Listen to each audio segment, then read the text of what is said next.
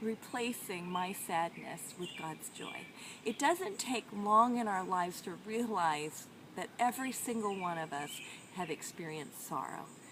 You have experienced some sort of trauma in your life. You've gone through hard things. And if you're like me, sometimes that can cling to you. So how do you replace that with God's joy? For me, I experienced a terrible loss when I was awakened by a phone call that my father had weeks to live.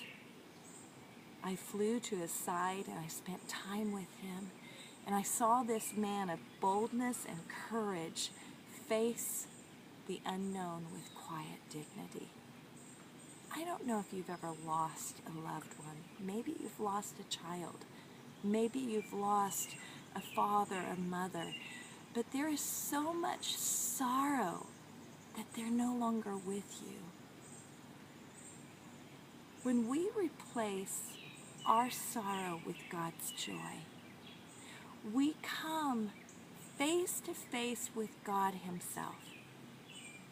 The good news about joy is that it is an eternal source. It's like a fountain that never runs dry. It's not happiness. Happiness can change based on our circumstances.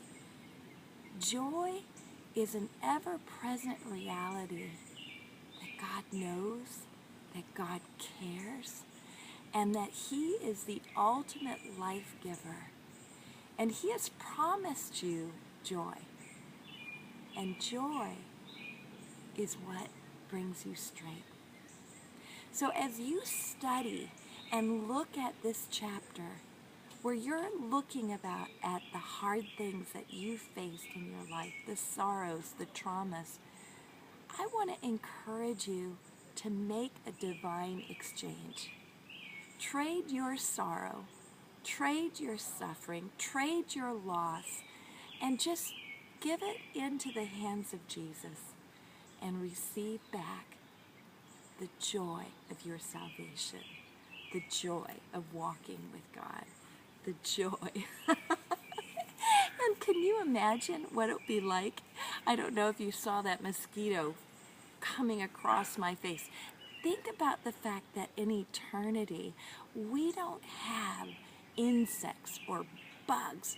We don't have suffering or loss. In fact, it says in God's Word that He Himself will wipe away every tear. In eternity, we won't suffer those things. But the good news is we don't have to wait for God's joy. We can experience that joy today. I'm praying for you, even as you experience the joy of the Lord as your strength.